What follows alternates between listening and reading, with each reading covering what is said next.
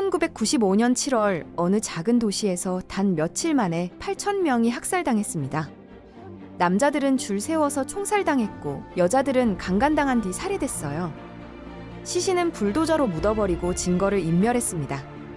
2차 세계대전 이후 유럽에서 일어난 최악의 집단 학살이었어요. 그런데 더 충격적인 건 이게 27년 전 일이라는 겁니다. 1990년대에 벌어진 일이에요. 이 도시의 이름은 스레브레니차, 나라 이름은 보스니아입니다. 수도 사라예보는 무려 1425일 동안 봉쇄됐어요. 거의 4년간 시민들이 도시 안에 갇혀서 매일 총알과 포탄을 맞으며 살았습니다.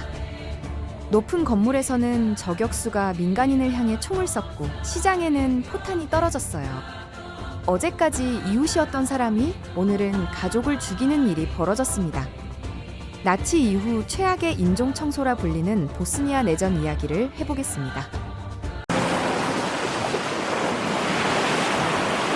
보스니아 내전을 이해하려면 먼저 유고슬라비아라는 나라를 알아야 해요. 1980년대에 태어난 분들은 이 이름을 들어봤을 겁니다. 유고슬라비아 연방은 발칸반도에 있던 나라였는데 슬로베니아, 크로아티아, 세르비아, 보스니아, 몬테네그로, 마케도니아 이렇게 여러 민족이 모여 살았어요. 서로 다른 민족, 서로 다른 종교, 서로 다른 언어를 가진 사람들이 한 나라에서 살았던 거죠.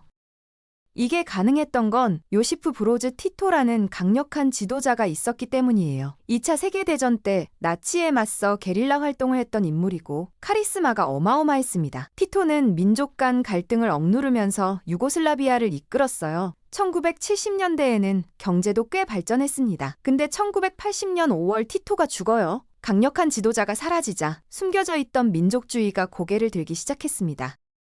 이때 등장한 인물이 있어요. 세르비아 자치공화국의 대통령 슬로보단 밀로셰비치입니다. 별명이 발칸의 학살자예요. 전쟁 범죄와 학살을 주도한 인물이죠. 밀로셰비치는 강력한 세르비아 민족주의를 내세웠어요. 세르비아 민족이 부흥해야 한다고 선동하면서 슬로베니아와 크로아티아에 대한 반감을 부추겼습니다. 이걸로 세르비아 국민들한테 엄청난 인기를 얻었어요.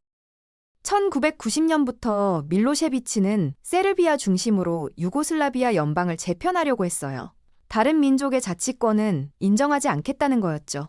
그러자 다른 공화국들이 반발하기 시작했습니다. 이런 식으로 할 거면 우리는 연방에서 탈퇴하겠다고요. 첫 번째로 테이프를 끄는 건 슬로버니아였어요. 슬로베니아는 인구의 88%가 슬로베니아계였고 세르비아계는 2.4%밖에 안 됐거든요. 갈등이 별로 없었습니다. 문제는 크로아티아였어요. 크로아티아는 인구의 78%가 크로아티아계였는데 세르비아계가 12%, 약 6만 명이나 됐습니다. 크로아티아가 독립을 선언하자 세르비아가 이건 용납할 수 없다고 했어요. 크로아티아 안에 살던 세르비아인들이 크라이나 세르비아 공화국을 세우고 독립을 선언했습니다. 세르비아가 이걸 전폭 지원했어요. 1991년 3월부터 1995년 11월까지 크로아티아와 세르비아가 전쟁을 벌였습니다. 크로아티아와 세르비아가 싸우는 동안 보스니아도 독립하겠다고 나섰어요. 근데 보스니아는 상황이 완전히 달랐습니다.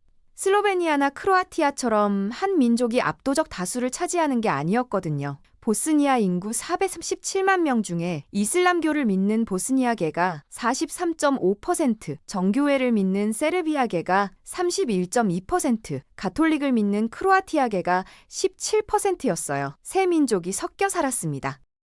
보스니아가 독립을 선언하자 보스니아 안에 살던 세르비아계가 반발했어요. 그들이 만든 게 스릅스카 공화국입니다. 작은 나라 안에서 또 나라를 만든 거죠. 정부도 세우고 군대도 만들었어요.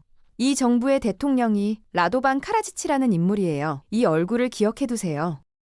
1992년 4월 5일 스릅스카 공화국의 민병대가 보스니아 수도 사라예보로 진군합니다. 민병대라고 해서 어설픈 게 아니었어요. 약 8만 명의 병력을 끌고 왔는데 세르비아 정규군이 장비와 전력을 지원하고 있었습니다.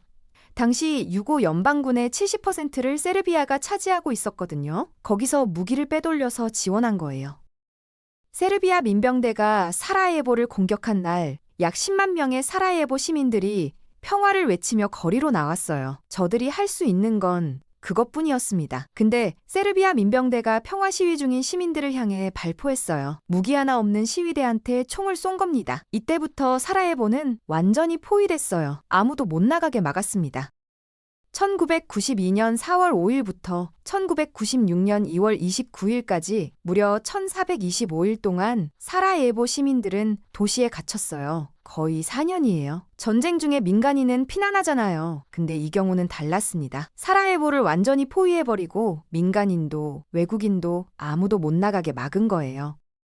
사라예보 시민들은 일상생활을 하면서도 총알이 어디서 날아올지 몰라서 극심한 공포에 떨어야 했어요. 스나이퍼 앨리라고 불리는 저격수의 거리가 있었습니다. 세르비아 저격수들이 높은 건물 옥상에서 사라예보 시민들을 향해 총을 쏘다요. 그냥 지나가는 사람을 썼습니다. 근데 시민들은 그 거리를 통과해야만 관공서 병원 직장에 갈 수 있었어요. 목숨을 걸고 뛰어서 통과해야 했습니다.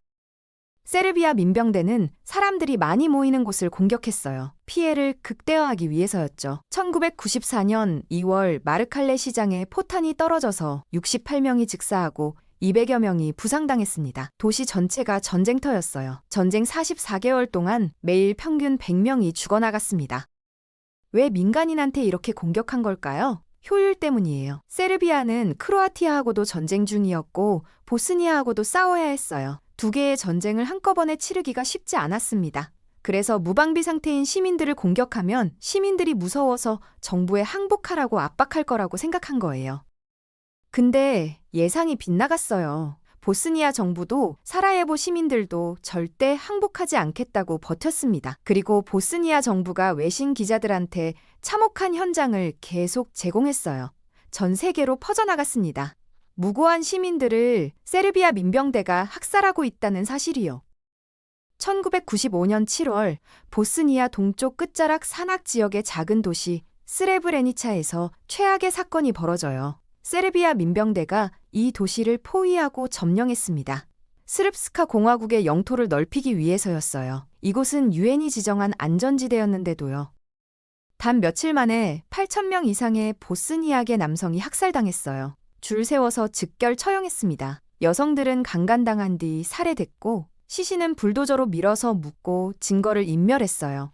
총소리가 하루 종일 끊이지 않았다고 합니다. 2차 세계대전 이후 유럽에서 일어난 최악의 집단 학살 사건이에요. 공식적으로는 8,000명이지만 유가족과 생존자들은 2만에서 3만 명에 이른다고 주장합니다.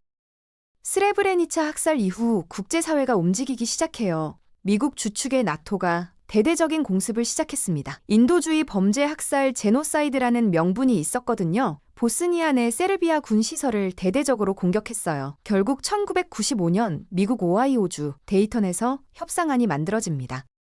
데이턴 협정의 내용은 이랬어요.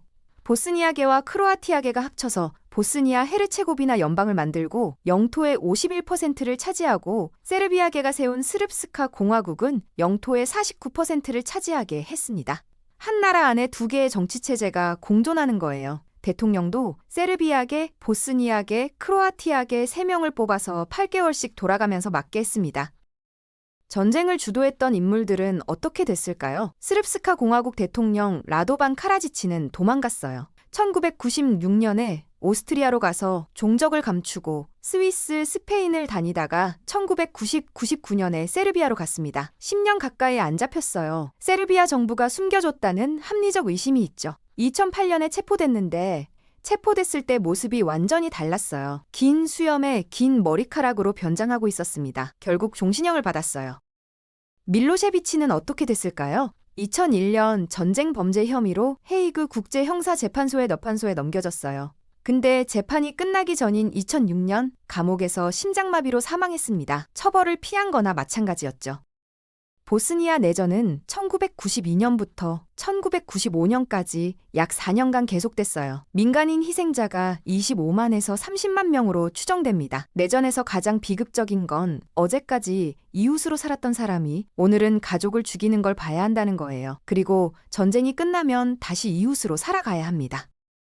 지금도 보스니아는 완전히 평화롭지 않아요. 한 지붕 아래 세 민족이 불안하게 공존하고 있습니다. 스릅스카 공화국에서는 여전히 분리 독립 움직임이 있어요. 27년 전의 상처가 아직 아물지 않은 거죠. 우크라이나 전쟁을 보면서 보스니아 내전이 다시 떠오른다고 하는 사람들이 많아요. 전쟁은 결코 먼 나라 얘기가 아닙니다.